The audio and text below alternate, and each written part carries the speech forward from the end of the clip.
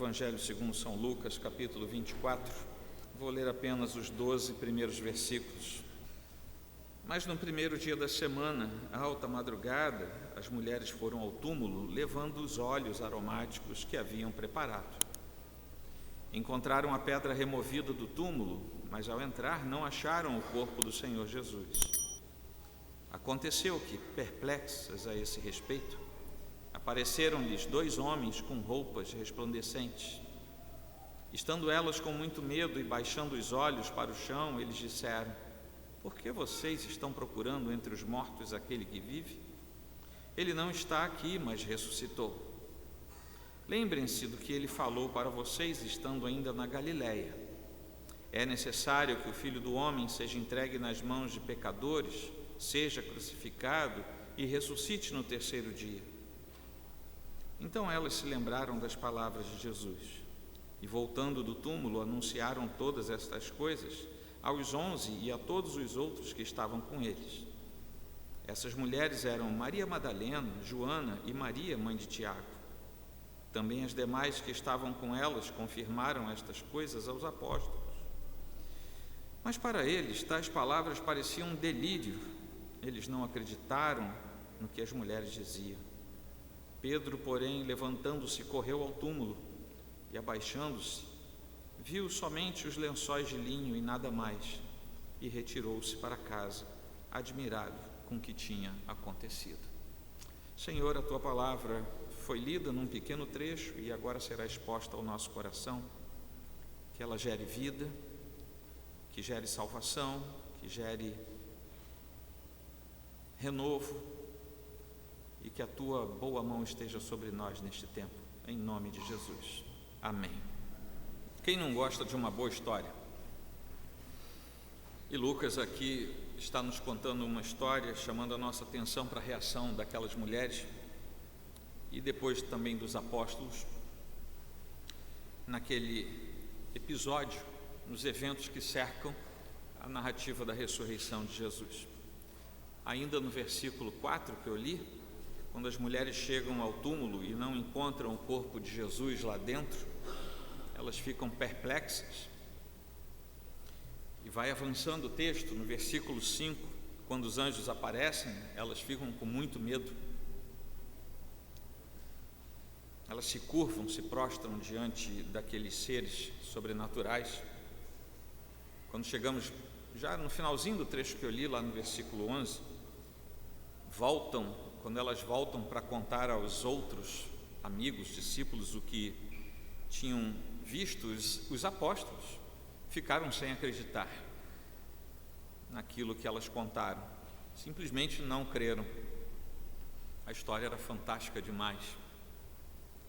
Então Pedro se anima, no versículo 12, sai correndo para ver o que tinha acontecido. E ele volta admirado. Ele fica admirado com o que vê e volta. Depois Lucas continua nos contando a história. Primeiro ele veio nos contando sobre a morte de Jesus, o que tinha acontecido, como ele foi sepultado. Aí tem esse trechinho que nós acabamos de ler. E depois ele vai contar uma história muito afetuosa, cheia de afeição, que é daqueles 2 discípulos andando em direção a uma vila próxima de Jerusalém. Jesus se aproxima e conversa com eles. Mas Lucas está interessado em mostrar aqui a reação das pessoas quando essa história é narrada. E essa é uma das maneiras pelas quais nós podemos comprovar que Lucas era um bom historiador. As boas histórias são carregadas de emoções. Quem gosta de literatura sabe disso, né? Os bons textos são carregados de toda sorte de emoções. E esse aqui é o começo da história da ressurreição. Jesus acabou de ressuscitar, e isso está sendo contado. E nesses 12 versículos que tratam do início da história da ressurreição, quem é que não aparece aqui? Exatamente Jesus. Lucas faz questão de não mencionar Jesus nesses versículos, em que ele simplesmente é tido como um terceiro personagem. Vocês estão procurando aquele que deveria vocês acham que estaria morto, mas ele está. Ele não está mais entre os mortos, ele vive. É uma relação indireta a Jesus Cristo. Não existe Jesus aqui como personagem principal atuante. Ele já está no background dessa história aqui. No versículo 6, nós temos o ponto central desse trecho, que é quando os anjos falam às mulheres, quando elas entram no túmulo, ele não está aqui, mas ressuscitou. Esse é o ponto, esse é o epicentro desse texto. É o ponto central da passagem, e Lucas tem algo que ele quer ensinar sobre as palavras de Jesus para o nosso crescimento, para o nosso conhecimento. A primeira coisa que nós vemos é que existe uma batalha que gira em torno dos conceitos da fé.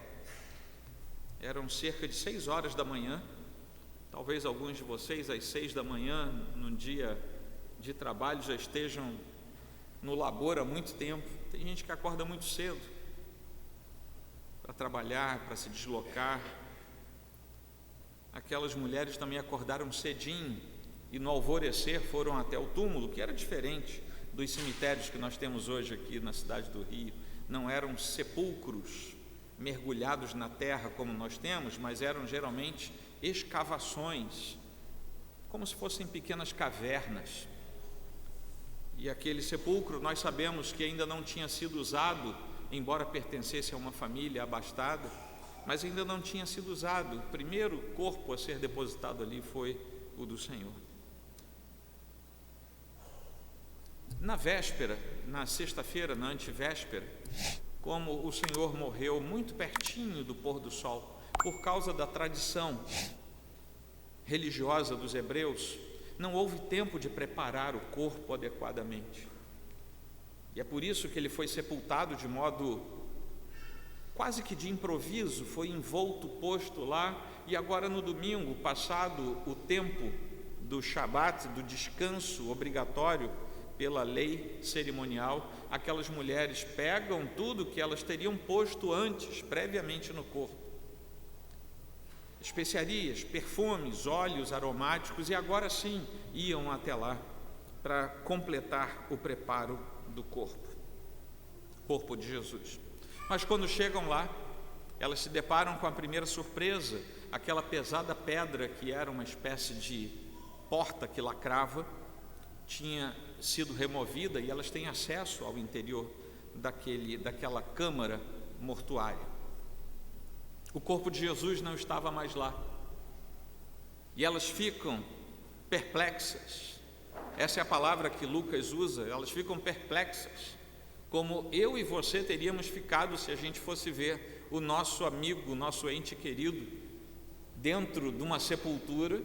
Por alguma razão fôssemos lá ver se estava tudo bem, e se chegássemos lá, não víssemos o corpo, nós ficaríamos, no mínimo, perplexos. E foi o que aconteceu com aquelas mulheres. E Lucas parece nos dizer algo curioso aqui nesse momento, que apesar de toda a devoção, apesar de todo o cuidado que aquelas mulheres demonstravam por Jesus, uma parte daquilo que elas faziam, uma parte dos seus atos era, na verdade, incredulidade. Elas passaram anos andando junto de Jesus, e Jesus dizendo: eu vou morrer e vou ressuscitar. E naquele momento, irmãs nossas do passado, filhos de Deus como nós somos, tiveram um lapso na sua fé. Porque Jesus tinha advertido: eu vou morrer, é necessário que o Filho do Homem morra, mas ao terceiro dia ele vai ressuscitar. Elas tinham que ter ido ao sepulcro apenas para louvar a Deus porque ele tinha ressuscitado, mas elas foram ainda para embalsamar, para botar óleos e perfumes, porque havia uma ponta de incredulidade no coração daquelas mulheres.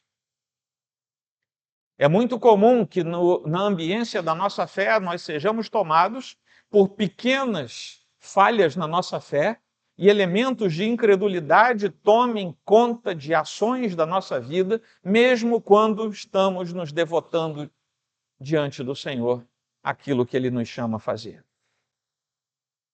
Aqueles anjos dizem para elas: porque vocês estão procurando entre os mortos aquele que vive? Ele não está aqui, mas ele ressuscitou. Vocês não se lembram que ele falou quando estava na Galileia que ele ia ressuscitar? As primeiras palavras daqueles anjos são uma indicação de que não ouvir acuradamente o que o Senhor nos diz é um grave problema de fé. Por que vocês estão procurando o Cristo ressurreto entre os mortos? Vocês não tiveram fé no que ele falou para vocês? Essa é uma perspectiva que poucas vezes nós nos lembramos. Geralmente, quando nos debruçamos sobre esse texto, nós nos lembramos apenas da devoção daquelas mulheres em buscar atender, ajeitar, arrumar. Mas sim, havia um elemento estranho passando pelas entrelinhas da fé daquelas pessoas. Aqueles anjos seguem com a exortação: lembrem-se do que ele falou para vocês estando ainda na Galileia. É necessário que o Filho do Homem seja entregue nas mãos de pecadores, seja crucificado e ressuscite no terceiro dia. O que o anjo está dizendo para aquelas mulheres é: tudo bem, eu sei que vocês são filhos de Deus, eu sei que vocês amam o Senhor Jesus, mas como é que vocês não prestaram atenção na palavra dele? Como é que vocês andaram 3 anos atrás do Mestre e não acreditaram no que ele falou? Lembrem-se das palavras de Jesus. Ninguém será capaz de entender a verdade a menos que se lembre totalmente das palavras de Jesus. A única maneira que nós temos de entender o caminho do Senhor e, consequentemente, os próprios eventos da ressurreição é nos voltarmos às palavras do Senhor Jesus e aquilo que ele disse tem que ser lembrado no nosso coração. E aí nós vamos ler no versículo 8 que as mulheres se lembraram das palavras de Jesus. Ainda havia mais trabalho a ser feito, ainda havia convencimento a ser feito no coração dos outros discípulos, mas as mulheres tinham respondido favoravelmente àquela exortação naquele momento e se lembraram das palavras de Jesus. Meus irmãos, no ambiente da fé existe uma questão no nosso coração. Nós cremos no Senhor Jesus, nós somos filhos de Deus, mas muitas vezes nós nos esquecemos daquilo que ele nos orienta a fazer no dia a dia da nossa vida. E é disso que trata esse texto. De certa maneira, isso também aponta para a maneira como nós vivemos a nossa vida cristã. Porque a exortação, para nos lembrarmos das palavras de Jesus, é uma direção exata, e foi isso mesmo que foi feito para com aquelas mulheres, porque elas não deveriam entender as palavras de Jesus à luz dos eventos, mas elas estavam diante de eventos que precisavam ser interpretados à luz da palavra de Jesus. É o contrário. Existe uma tendência no nosso coração de ver as coisas e dizer: foi isso então que Deus disse, foi isso que a palavra falou. Não, é o contrário. A palavra de Deus é que precisa guiar a nossa percepção das coisas ao nosso redor. Os eventos é que precisam ser aclarados pelas palavras da Bíblia, pelas palavras de Jesus. E é isso que ocorre na jornada cristã. Nós não entendemos a vida à parte da palavra de Deus, mas é a palavra de Deus que nos faz entender a vida. É a palavra de Deus que nos faz entender os eventos que nos cercam. E aquelas mulheres estavam diante de um evento absolutamente fantástico, transcendente, metafísico. E elas precisavam de uma percepção também diferenciada para entenderem o que estava acontecendo. E a primeira delas era: se lembrarem da palavra de Deus. A palavra de Deus molda a nossa compreensão. A palavra de Deus precisa dirigir a forma pela qual nós entendemos as coisas. A palavra de Deus nos oferece lentes através das quais nós interpretamos as coisas deste mundo. Inclusive, é pela palavra de Deus que nós interpretamos o que é verdade e o que é não verdade. É a partir da Escritura e não a partir de outra coisa qualquer. Eu não sou profeta no sentido de dizer, eu sei o que você está passando, a menos que você tenha conversado comigo. Mas todos nós já tivemos pelo menos uma circunstância difícil na vida. Eu duvido que aqui não haja uma só pessoa que me diga assim, pastor, eu nunca passei por uma dificuldade na vida. Podem ser dificuldades monstruosas, enormes, podem ser dificuldades mais sutis, mas todos nós, simplesmente pelo fato de estarmos vivos, enfrentamos vicissitudes, questões complexas, oposições, perdas, tragédias, luto, doença. Nós enfrentamos todas essas coisas, coisas desconcertantes na nossa vida, coisa que nós não conseguimos entender. Por que é que eu estou passando por isso? Quem é que nunca se perguntou algo assim? Mesmo quando a pessoa crê na palavra de Deus, aquelas mulheres criam na palavra de Deus. A pessoa pode estar numa intensa luta, às vezes é interior, às vezes é de coisas que vêm de fora para dentro. E essa luta, às vezes, nos assalta o coração de tal maneira que a gente fica sem saber o que fazer. A pessoa pode estar no limite das suas forças. Pode lutar por dias, semanas, meses, anos. Há lutas que em poucos dias são debeladas, há lutas que levam décadas. E a pessoa pode estar numa situação tão dramática que inverte as prioridades e começa a tentar resolver as coisas do seu jeito.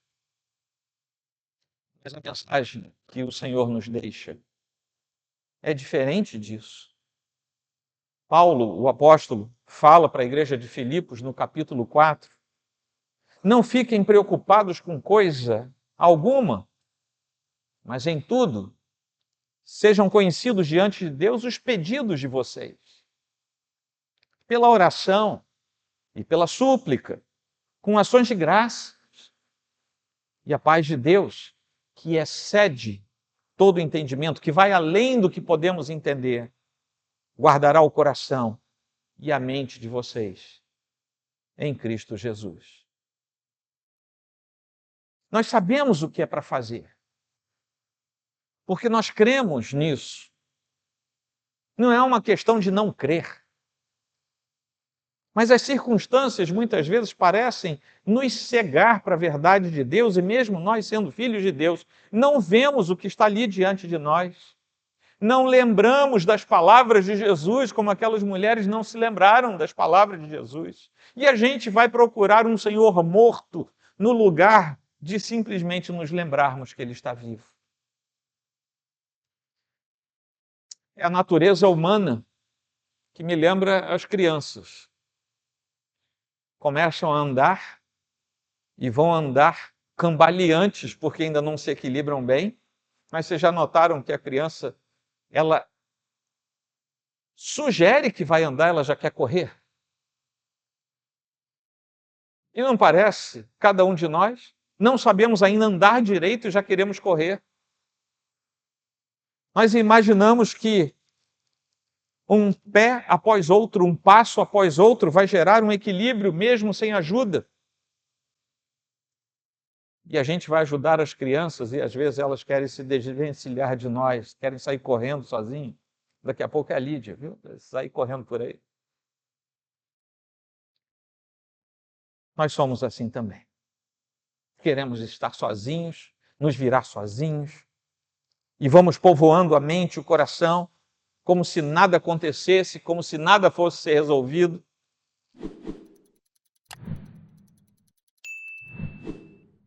E ao invés de nos lembrarmos das palavras certas de Jesus, nós queremos encher a nossa direção com as nossas próprias iniciativas.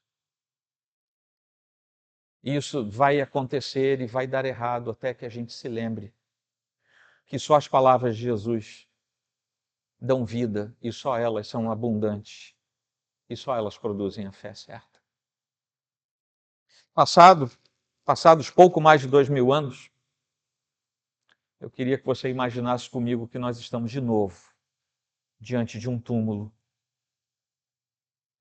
abrindo aquela passagem obscura. Só que dessa vez nós não estamos lá ao vivo, não estamos tateando. A nossa percepção sensorial não está lá, mas nós podemos estar através da leitura dos evangelhos. Vamos nos imaginar entrando, olhando, lendo. E o que será que nós vamos encontrar ali dentro? O que nós esperamos encontrar ali? Um corpo estendido sobre uma lápide? Ou não encontrar mais o corpo porque ele já ressuscitou? Meus irmãos, até hoje, nós continuamos fazendo o que aquelas mulheres fizeram. E até hoje nós procuramos entre os mortos aquele que está vivo. Finalmente, o último trecho é que nós não precisamos mais do tipo de esperança que as pessoas prometem nesta terra. Talvez, antes de ouvirmos falar de Jesus, sim. Era uma esperança que talvez estivesse limitada por uma graça comum, mas agora nós sabemos de outra coisa. Essa esperança horizontal do mundo, ela se baseia no status, nas projeções, no que a pessoa tem, no que ela faz, no seu cartão profissional. Mas essa esperança real só pode vir da ressurreição de Jesus. E aí é que está, no começo eu falei para vocês, quem não gosta de uma boa história? E essa é a melhor história que pode haver, porque na ressurreição do Senhor Jesus Cristo, o Deus Pai está revelando publicamente que ele aceitou o sacrifício de Jesus e por isso ele ressuscitou. E por causa desse sacrifício aceito pelo Deus Pai, todo aquele que crê como a mensagem completa do Evangelho, que nos mostra a obra perfeita de Jesus Cristo, todo aquele que crê passa a comungar da filiação do próprio Jesus Cristo. Isso nos mostra que a obra de Jesus Cristo, lá na cruz do Calvário, não parou na cruz, não parou na morte, não parou no túmulo, mas foi até a sua ressurreição. O apóstolo Paulo vai falar depois, se a gente não crer na ressurreição, a nossa fé é vã. Não seja cristão se você não acreditar na ressurreição. Não faz sentido. Seja outra coisa qualquer. Você pode ser uma boa pessoa e não ser cristão. Você pode ser. Mas para ser cristão, seja cristão de verdade.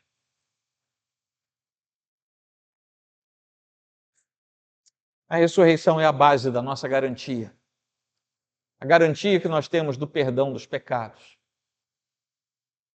E os pecados não nascem em nós pelo que nós fazemos. Eles estão em nós por causa da nossa herança. E é por isso que nós precisamos nos lembrar das palavras de Jesus. Porque nas palavras de Jesus estão as promessas de vida e de vida eterna. A ressurreição também nos lembra que amamos, servimos e adoramos um Salvador que é vivo. Os anjos disseram isso com as suas palavras. Por que vocês estão procurando entre os mortos aquele que vive? Ele não está aqui, mas ressuscitou. Ele está vivo. O que significa que você pode falar com ele. Quando terminar o culto, se você quiser falar comigo, você pode falar. Enquanto eu estiver vivo, claro. Eu espero que eu esteja daqui a pouco. Aí você pode falar comigo. Nós podemos falar uns com os outros, desde que estejamos vivos. E nós podemos falar com o Senhor Jesus Cristo porque Ele está vivo. E não apenas nós podemos falar com Ele, mas isso também significa que Ele também fala comigo e fala com você. Numa estrutura de transcendência, mas Ele fala conosco. Quando eu abri essa Bíblia hoje e li 12 versículos para você, eu li 12 versículos da palavra de Deus. Deus está falando conosco. Não é por minha causa, é por causa desta palavra que foi lida. Porque Ele está vivo, Ele também não apenas fala com você, não apenas ouve você, mas a palavra nos garante que Ele está diante de Deus, à sua destra, ou seja, no lugar de autoridade, perto, se é que nós podemos usar essa expressão, perto do Pai, intercedendo por aqueles que são seus filhos. Significa que Ele conforta o seu coração, sabe aqueles problemas que nós enfrentamos? E para os quais nós não podemos e não devemos ficar ansiosos, porque toda a resposta vem da parte dele exatamente porque Ele está vivo. E Ele nos conforta. O fato de Ele estar vivo também significa que Ele é o bom pastor que caminha com cada um daqueles que segue a sua pegada. Ele é o bom pastor, Ele tem voz, Ele chama, e todo aquele que é sua ovelha vai atrás dele. O pastor está vivo, o bom pastor está vivo. Ele caminha com você quando você estiver no vale da sombra da morte. Ele caminha com você quando você estiver sem saber o que fazer na vida. Ele caminha com você quando você se sentir sozinho e você vai olhar para os lados e não vai ver ninguém. Mas se você olhar para o seu coração, Ele já está lá vivendo dentro de você.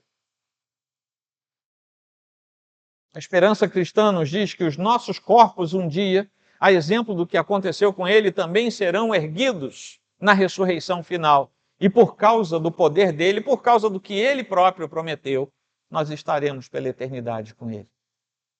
É preciso nos lembrarmos das palavras de Jesus. Se não nos lembrarmos das palavras de Jesus, filhos de Deus vão errar, como aquelas mulheres erraram, com boas intenções, fazendo coisas boas, mas vão errar.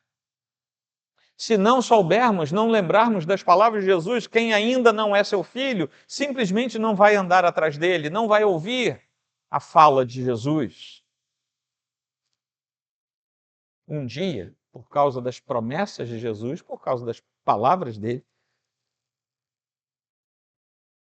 e a despeito da brevidade desta vida, nós estaremos diante dele.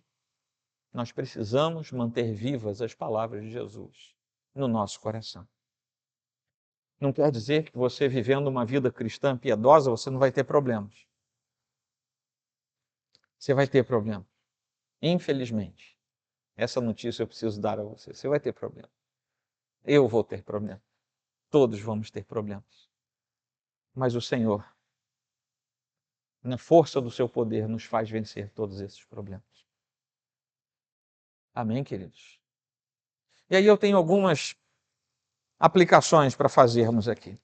Eu não quero usar artifícios como alegorias, nada disso.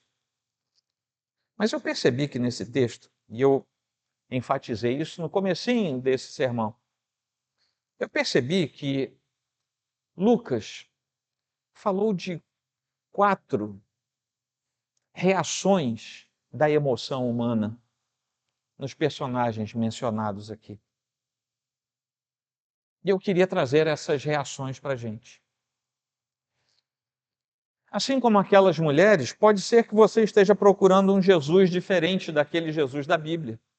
Elas estavam procurando um Jesus que não era o Jesus da promessa da ressurreição, com toda a boa vontade que elas tinham. E quando nós nos aproximamos de um Jesus morto, sem nos lembrarmos do que ele falou, nós ficamos totalmente perplexos. Lucas usa essa expressão. Aquelas mulheres chegaram no túmulo, viram o túmulo vazio, e ao invés de demonstrarem júbilo e alegria pelo cumprimento da promessa, elas ficaram perplexas. E às vezes nós procuramos Jesus da maneira errada. E ao invés de respostas, nós temos perplexidade. A nossa perplexidade, talvez até um ato de admiração, de boa vontade, mas isso tem um problema. Não resolve o dilema interior de ninguém. Não salva ninguém. Porque é o contato com Jesus vivo, ressurreto, que resolve o problema da alma humana. É preciso nos lembrarmos que Cristo está vivo. Isso é diferencial na fé cristã. É preciso nos lembrarmos das palavras dele. Porque foi ele quem disse que viveria, foi ele quem disse que estaria conosco. Não adianta admirar Jesus, não adianta ficar nem mesmo perplexo. É preciso seguir Jesus. É preciso seguir o Jesus vivo e converter a sua vida a ele. Porque somente isso resolve o dilema humano. Perplexidade não resolve. Mas a perplexidade pode nos fazer lembrar das palavras de Jesus, tendo o nosso coração aberto. Amém? Segunda coisa. Eu não sei se vocês já notaram, mas as pessoas acreditam em coisas, mas simplesmente acreditam. As pessoas acreditam piamente que se não beberem 2 litros de água por dia vão ter um problema.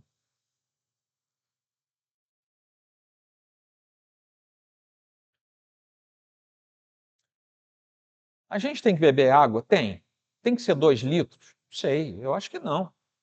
Sei. Se eu tenho 2 metros de altura, peso 150 quilos, eu devo ter que beber uma água diferente da Rafaela, que é pequenininha, magrinha.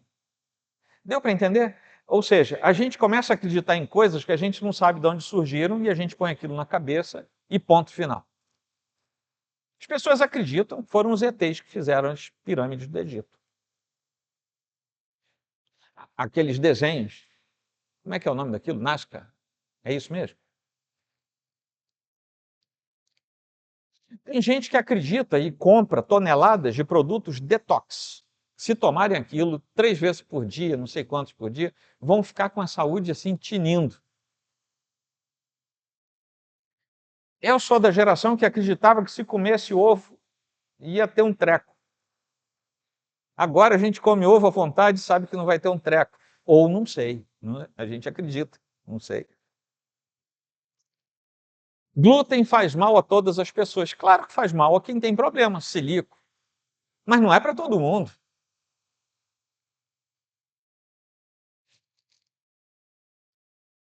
Os astros determinam o destino da vida. Tem gente que acredita. Tem gente que não sai de casa sem consultar os astros.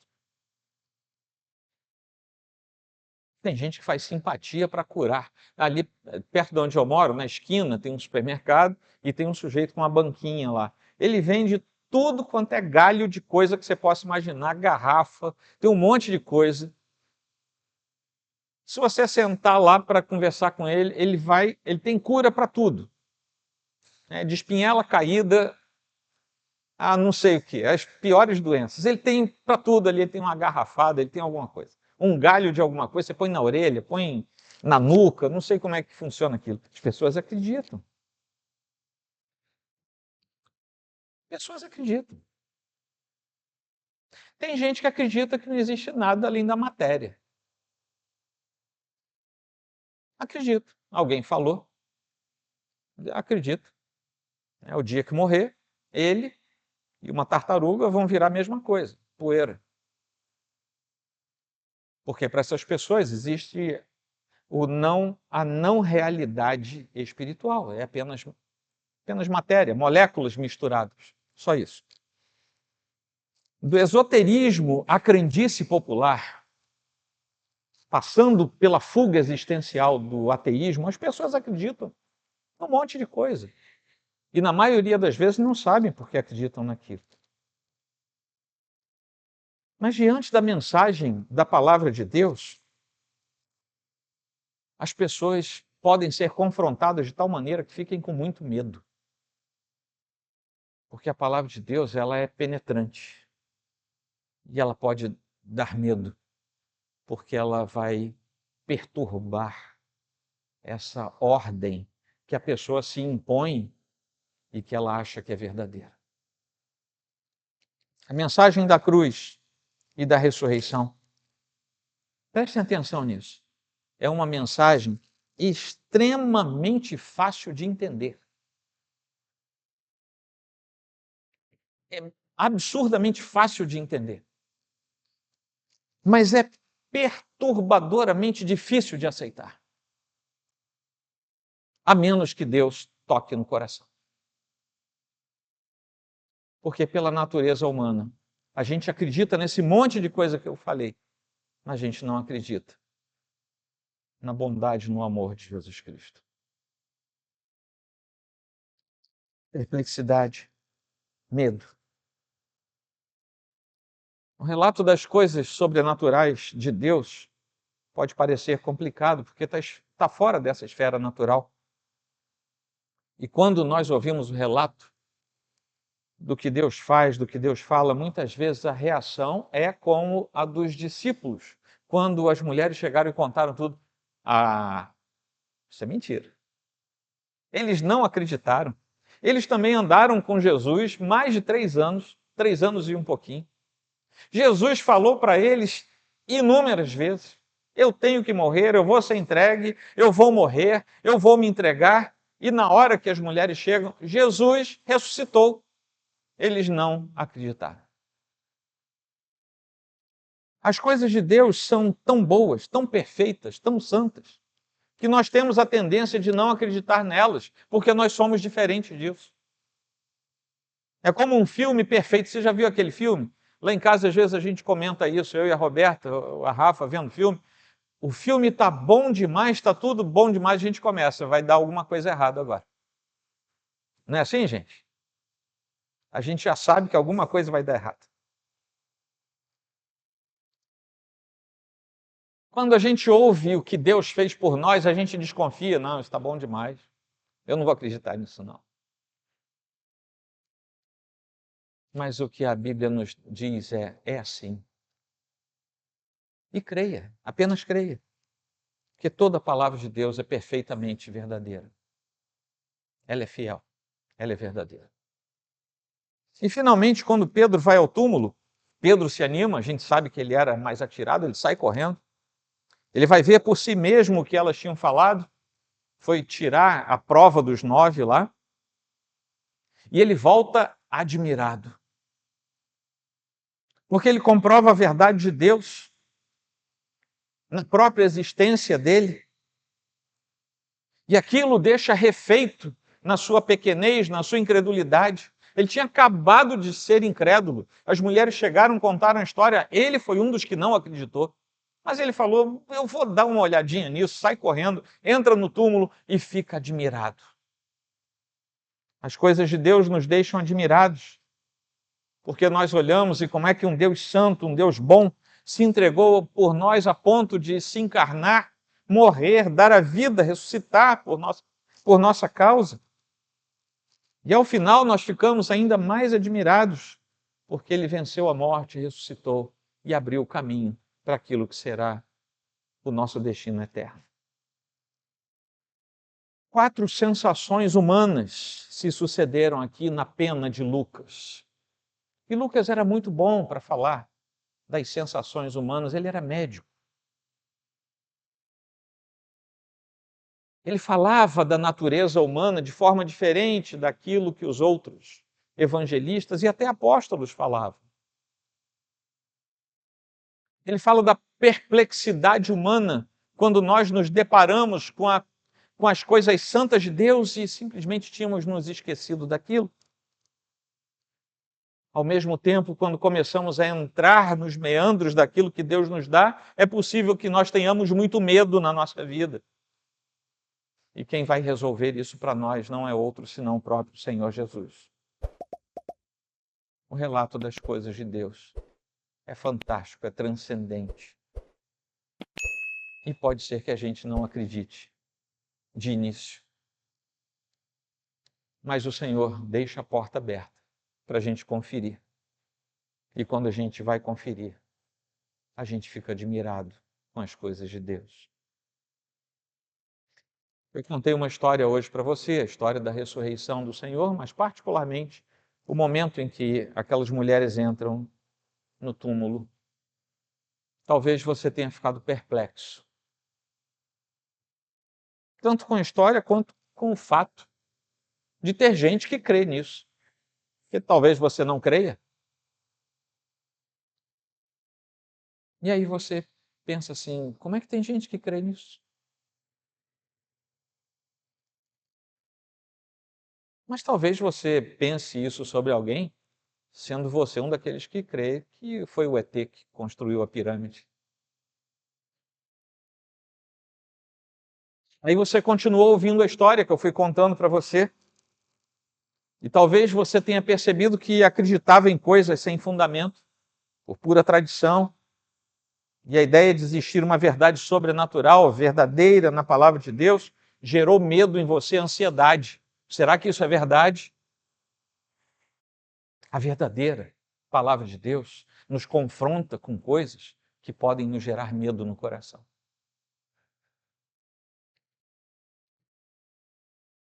Incertezas, talvez. Afinal de contas, quem sabe você chegou aqui crendo em outras coisas. Talvez coisas vazias, sem querer estabelecer aqui um princípio de juízo sobre o que você crê.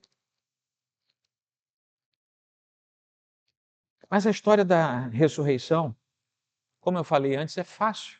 É muito fácil de entender. Mas é difícil de aceitar.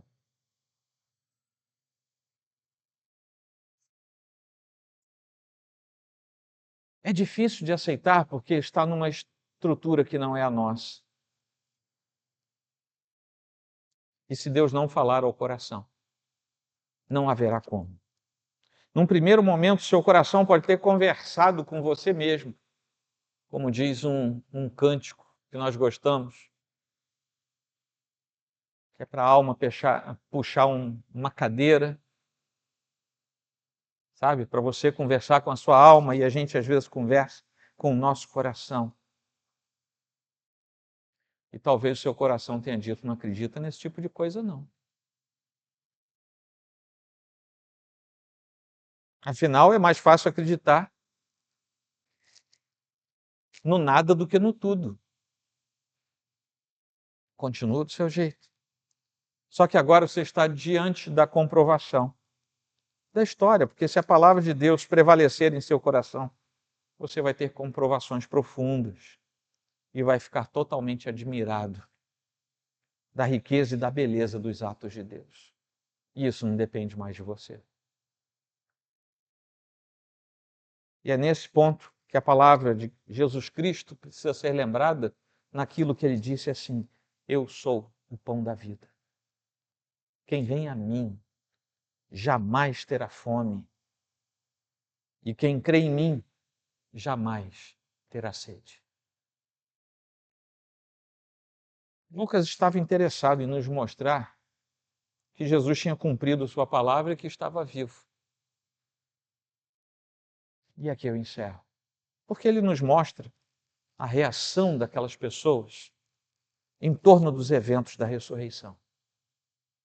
E aí eu preciso fazer uma pergunta para você hoje. Qual foi a reação do seu coração quando você ouviu repetidas vezes nesta noite aqui? Por que vocês estão procurando entre os mortos aquele que vive? Ele não está aqui, mas ressuscitou. Vamos inclinar nossa fronte.